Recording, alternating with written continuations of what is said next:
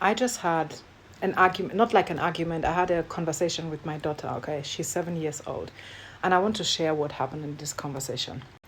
So at the bottom line, the conversation was about her and her brother. They wanted to play together, but the dolls he wanted to use were the dolls she wanted to use. She wasn't ready to make a sacrifice. She wasn't ready to like share with him. So, and we don't tolerate that at all. Like, of course, they all have their own, their own toys, their own space. You get it? But when you have more than what you can take at once, you have to share. So the compromise we always find is like, okay, if she's the owner of the toys, she gets to decide or to prioritize which two, because we always say you have two hands, so you can only take two toys at once. So she gets to share, since she gets to decide which one she wants to take, since they're her dolls. But she was not okay with that. She was really, really in her feelings, really angry, crying, sobbing. She wasn't shouting or anything. She was just quietly crying. So I asked her, like, why are you crying? What is your problem? Then she couldn't really word why she was crying. So then she said, I don't even know why I'm crying. So I said, then is it really that deep? If you don't even know why you're crying, it's not because you're angry. It's not because you're disappointed. It's not because someone said something to you.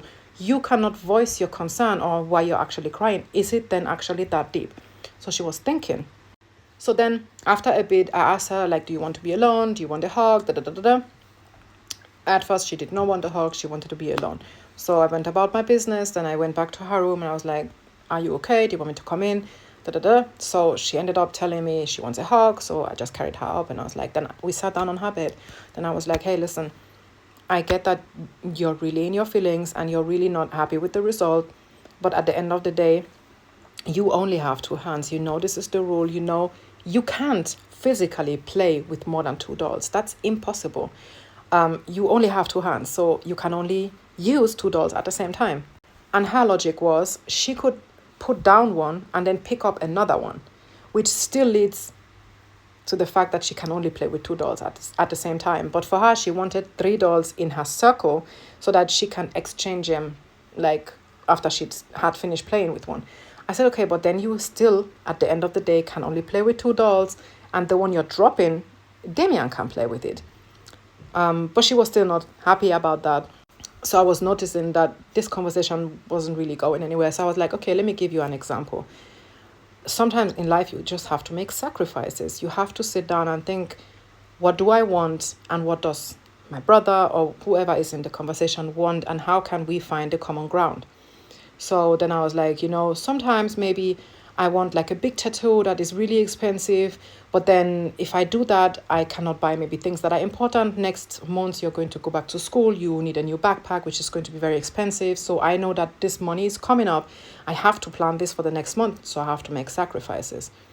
Then you saw it was like, my words were walking with her. She opened her mouth, looked me dead in the eyes and said, well, that's not a sacrifice, that's your job because you're my mom. And you have to guide and provide, right? So now I'm just sitting with myself in silence. I'm marinating on what she said. Yeah. At the end of the day, I was in between being angry about the way she dismissed my argument and about the fact that she's right. Why is she right? Because I always tell them, as their parents, one of the things we always tell them is there's nothing you will go outside that you cannot get at home. Like if strangers tell you, oh, I have a puppy at home, we have a puppy. If you need sweets at home, we have sweets at home. If we don't have them, we'll go and buy them.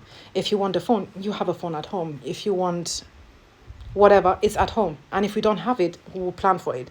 So, because first of all, we want them to know that we are their source of anything. When it comes to their needs, we are going to meet them. And I want to close that gap of a stranger providing something to them that maybe they want so desperately, that is now going to open them up for conversations, for eventually abuse, and you get the point. Which, she's fucking 7, okay? like her comprehension is that of a 7-year-old. Clearly, she does not think like an adult. So, and I, of course, I talk about motherhood with my children and responsibilities and everything, because they do ask about my own mom. They do ask why she's not in the picture. Why am I not talking to her? So we do have this conversation. So I'm like, I want to do things differently than my mom. I don't want my children to be abused. I don't want you one day you would think back about your childhood in tears, and it is going to be reason you need to go to therapy, and you will not have me in your life because I abused you and all these things, right? My kids don't even know what abusing means. Like that. They don't even know. Like, there was a time my son told me that a kid in his school got hit by his mom. He came home, he was like, Mom, can you imagine? Can you actually imagine that this child got hit by the mom? He told us that his mom, Mama, can you imagine? For my child, it was so incomprehensible. I don't know if that's a word, but it sounds right. So, that a mother would go and hit her child. It was like he couldn't process that. So my kids don't even know. They don't, which, I mean, as it fucking should be, they don't even know violence from my side. Of course, I shout at them every now and then because sometimes these fucking kids don't listen, okay? So, and then of course I tell them, because like they have asked me, what is the job of a mom?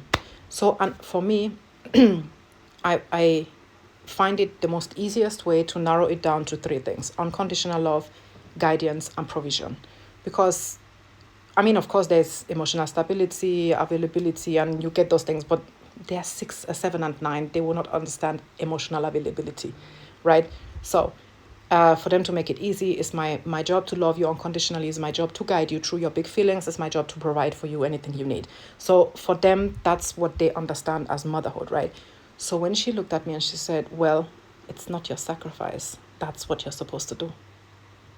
I was thrown off in a good and a bad way.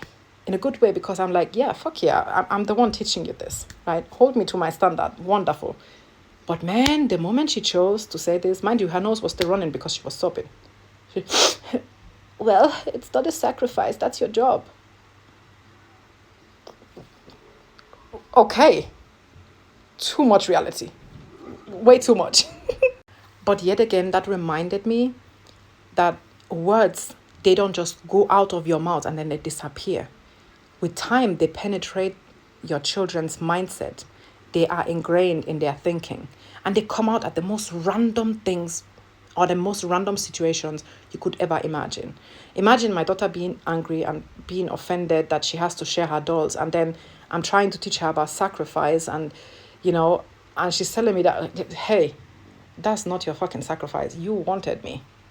So now step up and provide. Like, okay, chill the fuck out. Didn't need that much reality check. At the end of the day, she picked it up. She was like, okay, fine, all and good. Now they are outside playing with their roller skates. So it's good. But that was a lot anyway.